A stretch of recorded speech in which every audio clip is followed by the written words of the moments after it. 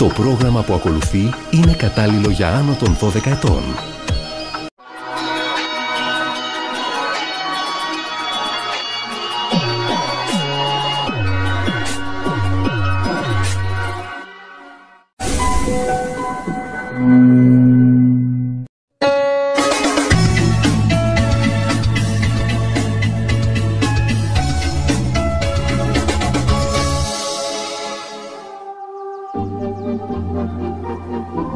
Κυρίες και κύριοι, καλησπέρα σας. Ναι, είμαστε ζωντανά από τη συχνότητα του Joy One 3 αυτή τη φορά.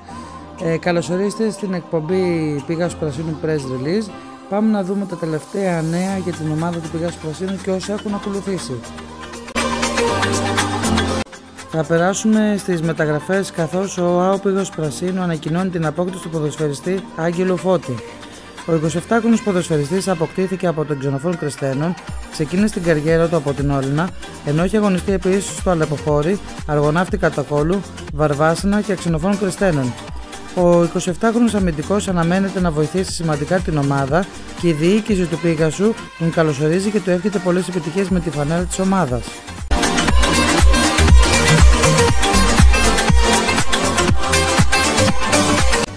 Θα περάσουμε τώρα σε μια ακόμη μεταγραφή, καθώς ο ΑΟ Πηγός Πρασίνου ανακοινώνει την απόκτηση του ποδοσφαιριστή Θάνου Καλογερόπουλου.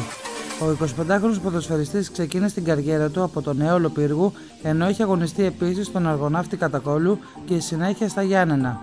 Ο 25χρονος αμυντικός αναμένεται να βοηθήσει σημαντικά την ομάδα και η διοίκηση του ΑΟ Πηγός Πρασίνου του εύχεται υγεία και πολλές επιτυχίες με τη φανέλα της ομάδας.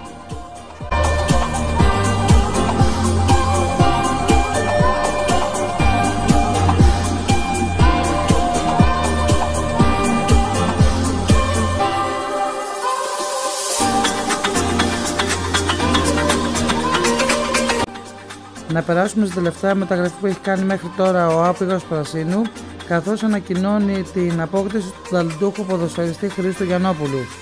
Ο 17χρονος ποδοσφαιριστής αποκτήθηκε από την Θίελα Πύργου, ενώ έχει αγωνιστεί επίσης στον Πέλοπα Πύργου. Ο 17χρονος μεσοεπιθετικός αναμένεται να βοηθήσει σημαντικά την ομάδα και η διοίκηση του ΑΟ Πηγός Πρασίνου τον καλωσορίζει και του εύχεται υγεία και πολλές επιτυχίες με τη φανέλα της ομάδας.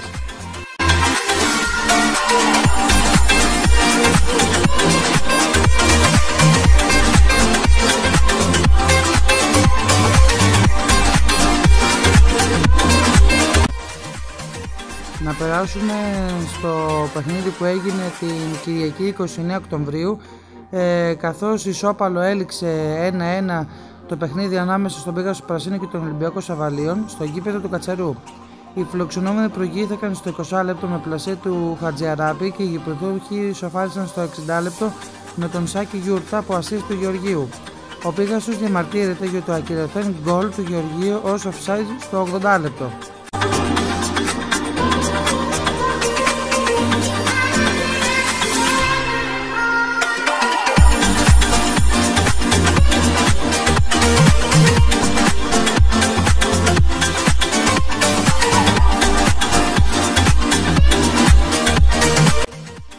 Κυρίες και κύριοι, αυτά ήταν τα τελευταία νέα για το Πηγάς Πρασίνου.